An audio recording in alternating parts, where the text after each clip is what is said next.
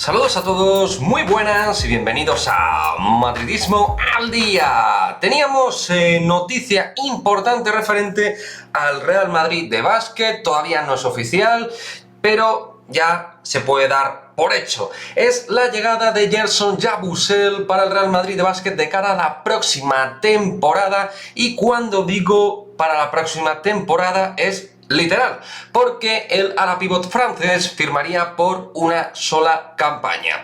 Y creo que más allá de dar la noticia que avanzó en Eurohoops Chema de Lucas, más allá de dar esta cuestión en el canal, lo importante es analizar los distintos detalles. En primera instancia, por delante de lo deportivo, lo que tiene que ver con esto, con lo contractual y con la duración del contrato. Una sola temporada. ¿Y por qué Gerson Yabusel va a firmar solo una temporada? Hombre, yo creo que hay muchos puntos, pero uno por encima del resto, que tiene que ver con que aún Yabusel tiene perspectiva de jugar en la NBA.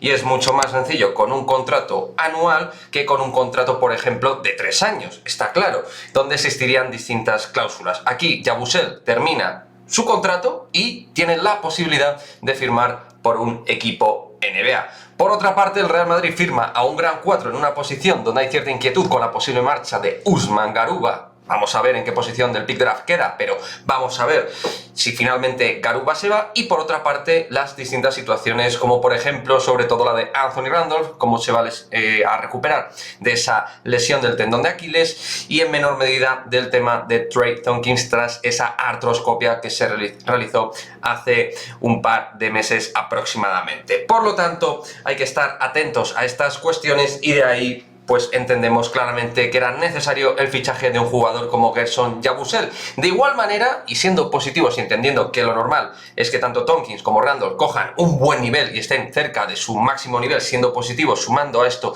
Yabusel, sumando Poirier y sumando Walter Tavares y, por supuesto, a Tristan Vukcevic, dando por hecho que va a seguir en el primer equipo y no así al Stadius, pues desde luego el Real Madrid conformaría un juego interior realmente interesante.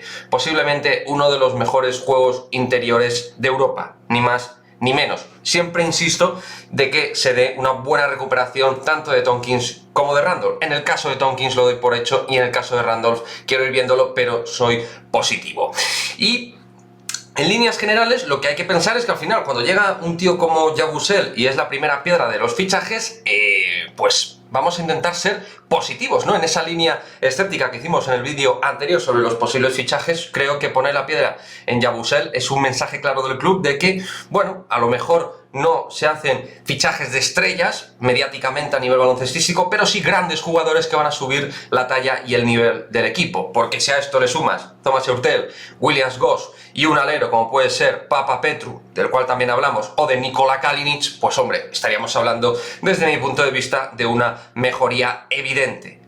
Al margen, habrá que tratar a los veteranos de la línea exterior, pero ya con estas llegadas yo creo que hablaríamos de una suma importante a nivel de calidad y de elementos en el juego. Así que nada, lo dicho, chicos, Gerson Yabusel, que como comenta en primera instancia Eurohoops Chema de Lucas y luego se han hecho con los distintos medios, va a ser jugador del Real Madrid. Si antes de que pongamos este vídeo públicamente Yabusel ya es oficialmente jugador del Real Madrid, veréis evidentemente el cartel de oficial dentro del vídeo. Así que nada, contentos por la llegada de Yabusel y nos vemos en el próximo vídeo. Adiós.